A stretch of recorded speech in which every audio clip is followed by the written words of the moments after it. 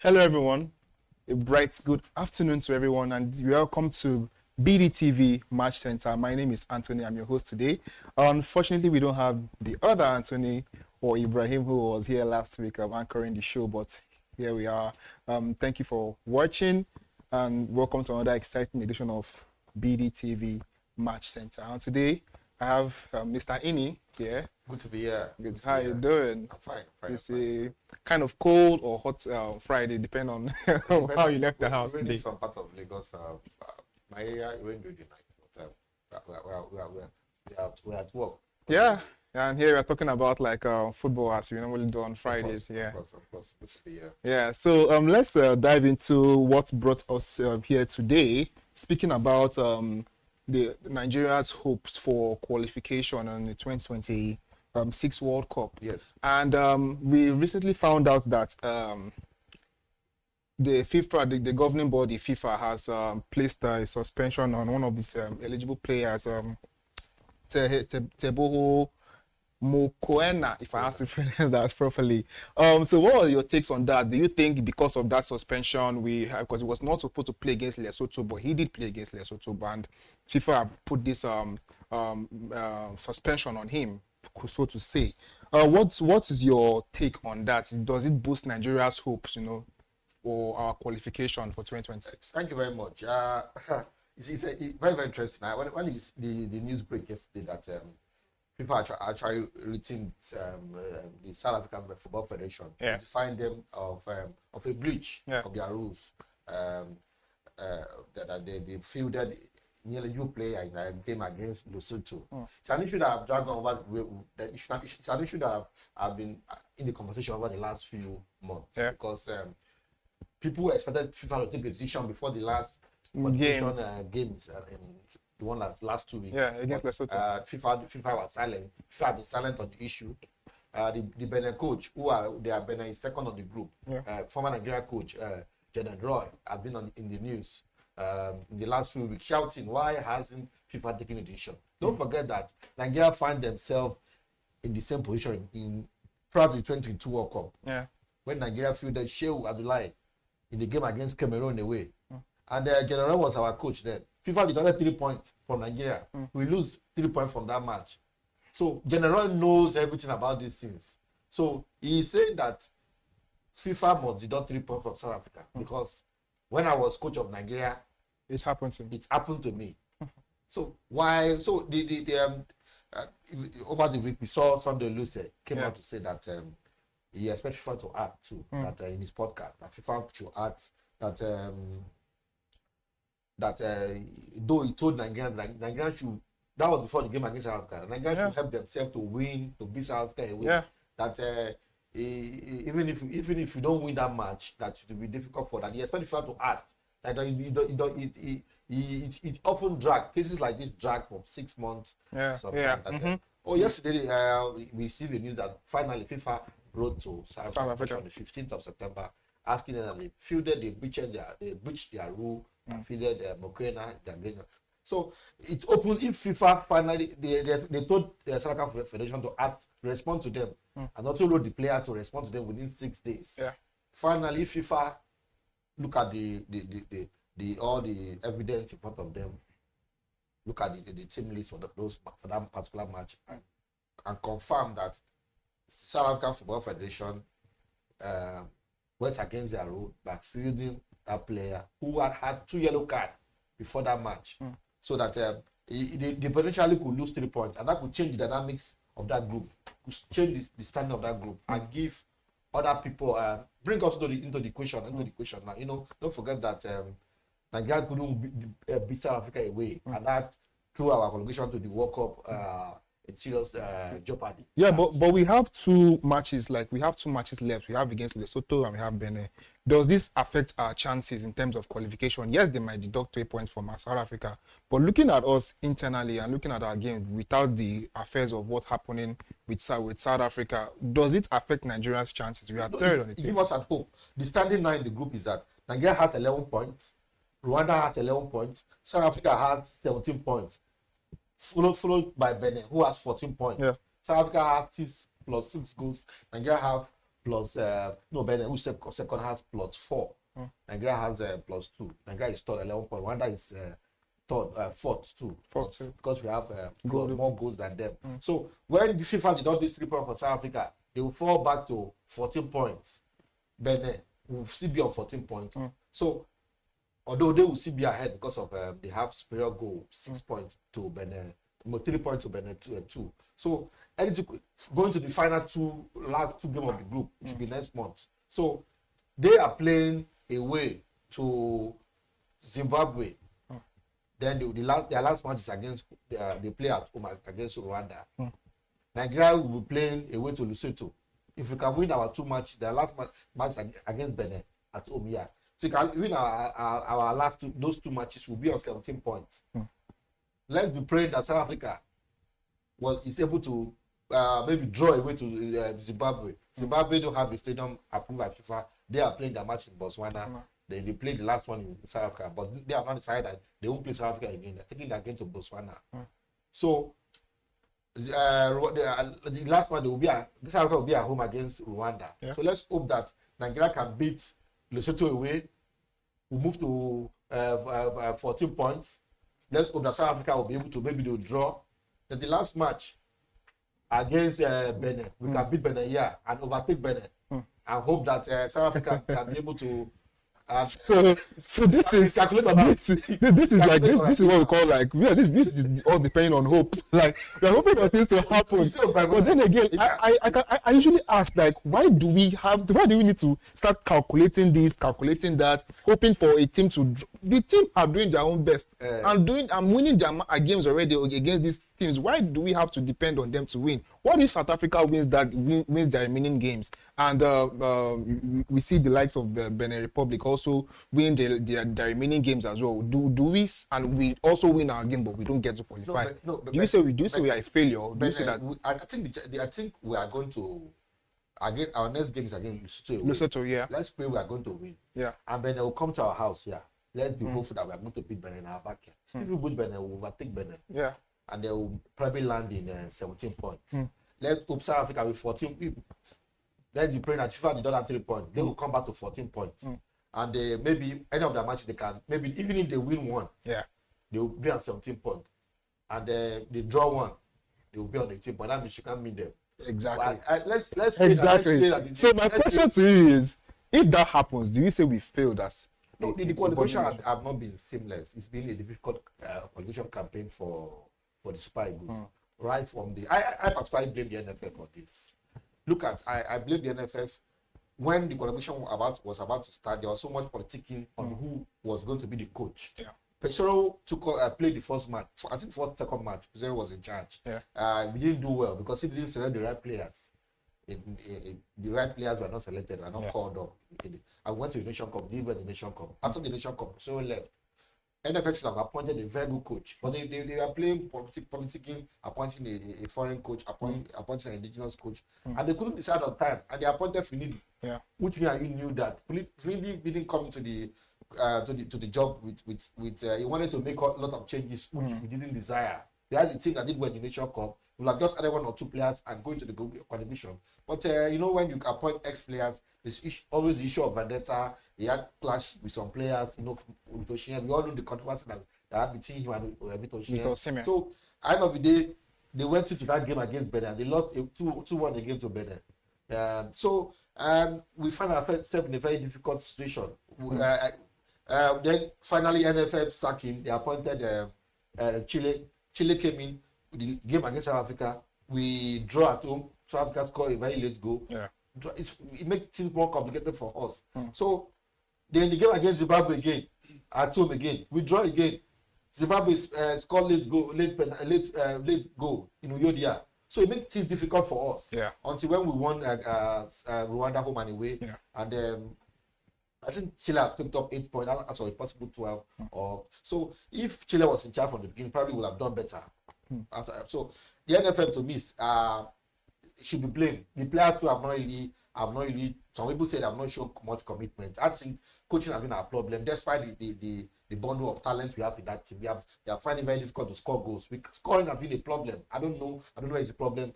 Yakubu Ayegbeni, former Nigerian striker, was saying yesterday that if he play for this, if he was a striker in this current Super Eagles team, Yeah. he will find it difficult to score goals because there's nobody to give the passes. And we have much talent in that team. Look at what this guy did yesterday in his club, Oyedika. But he can't play in that team. He's always on the bench. Structures are always very different. So for me, I think the NFL should take much of the blame. And if you don't go to this World Cup, if you don't qualify for this World Cup, I think the federal government should do something about it. So thank you. And let's move from the NFF down to English Premier League. We all have interesting matches for us to view this weekend. Saturday and Sunday, we have both Manchester United and Chelsea locking horns, as well as Arsenal and Manchester City. But we have other interesting games in the Premier League this weekend. We have Brighton and Tottenham Hotspurs. We have these two. Tottenham Hotspurs have been quite interesting this season. They've signed what they know is the right player, replacing Heung-min Son, who left this summer. What do you think that outcome of that match? You're looking at Brighton at home and Spurs away. What do you think of that particular game? They're always a very good team. You can't rule them out. They had a very good manager, young manager. Yeah. They last season they did very well. Even though they didn't perform last season unlike the previous season before that. Yeah. But I think they shocked Man City 2 weeks ago. They shocked Man City. Yeah. Is it 2-0 they defeated Man City didn't see that 2-1. coming. Man City didn't see that coming. Tottenham this season have signed so many players. Yeah. They brought in a new manager and they've signed like up to 6-7 players. Tottenham have in the last 3 games, I think they've won the last 3 games. They've only lost once this season and won the remaining 3 games. The kick of the Champions League midweek and they won 1-0 away. Yeah. So it should be a very interesting match. You can never rule Brighton out on any day, considering the fact that they have a very young squad that can take up on anybody. Yeah. When you expect you can easily beat them, that's when they will surprise you. Nobody expected them to defeat Man City with all their stars, but they did. And they are playing in the first half. Man City didn't have any shot of target in the second half. So it could go either side. Don't rule. Tottenham has been on the rise. Yeah. New manager. The new manager bounce. We'll go other side. I see potentially maybe a draw game here. So let's go to Fulham versus Brentford. We know Brentford are also trying to pull their weight, but Fulham is like if the Super Eagles extension. We'll have like 3 Super Eagles players there. We have Eze Chukwueze going there to join his Super Eagles brothers and all that, and they are playing at home this season. What do you expect from those? They are playing with Brentford, yes. Okay, Fulham, I think they've won 1, they draw 1, they lose about 2 or 3. I expect Fulham to take that game. They brought 1 or 2 players on the deadline transfer. The deadline transfer day. I think they should be able to nip that. Yeah, so we're looking at the trio of Bassey, Iwobi and Chukwueze. Would you expect a synergy in that lineup? Of course. Chukwueze didn't play their last match. Coach said he was just settling in, but I expect him to be on Saturday 11 this time around. And issues have not really done badly. I watched a game against Chelsea. I mean Fulham have not done badly. I watched a game against Chelsea. They didn't deserve to lose. But a bit of controversial goal scored by Chelsea, second goal. So I think Fulham is a side you can never push. You can't push them aside. They can spring a surprise. I see them edging their opponents. Yeah, so let's move to the super match of Saturday: Manchester United versus Chelsea. This be an interesting one. Man U and Chelsea have always been locking heads for the past years. But last year we saw Chelsea have a stopover in their one-on-one games against Manchester United. What do you think this match is going to Man United versus Man City? Interesting match. Man U have not, despite spending so much, over 200 million on the new front line, and they've not delivered. And there's short pressure on Amorim to make sure he wins. If he doesn't win, I see him being kicked out this weekend. Wow. And of course, I don't know why I don't personally, I don't see. I'm not impressed with the way Man U have played, and the coach have said he will not change his tactics. And it appears when his appearance is not working. So many Man U fans have covered. They should cover his head. And Chelsea have brought in so many young players, so many good players, exciting players. They've done very well this season, although they lost being to Tottenham in the Champions League. But I think Chelsea have enough quality to nick that game. Yeah. I think Amorim doesn't know what he's doing, and that team now seems to be in a confused state. So let's look at Amorim in the spotlight. Putting him in the spotlight, what do you think should be, or what do you think should be the answer to?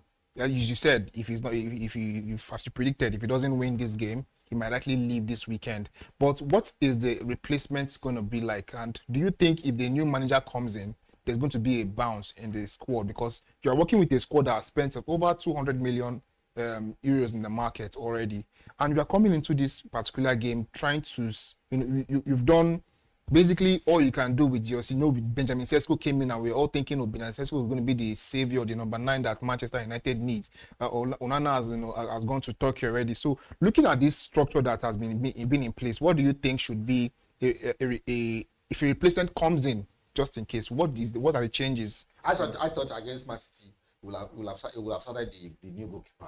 Right, I still went with the that disappointed you in the past. Obviously, we can see that his tactics are not working, and it's lucky to be that he's in Man U. Other club will have fired him since. Look at his statistics now. He has played about 35 or 32 matches. He has won just 13 or 12. So he has. I mean, on the winning, since he came in January last season, he has not won 3 matches in a row. I don't think he has even won 2 in a row. So in a big club like Man U, spend so much money and you're not delivering.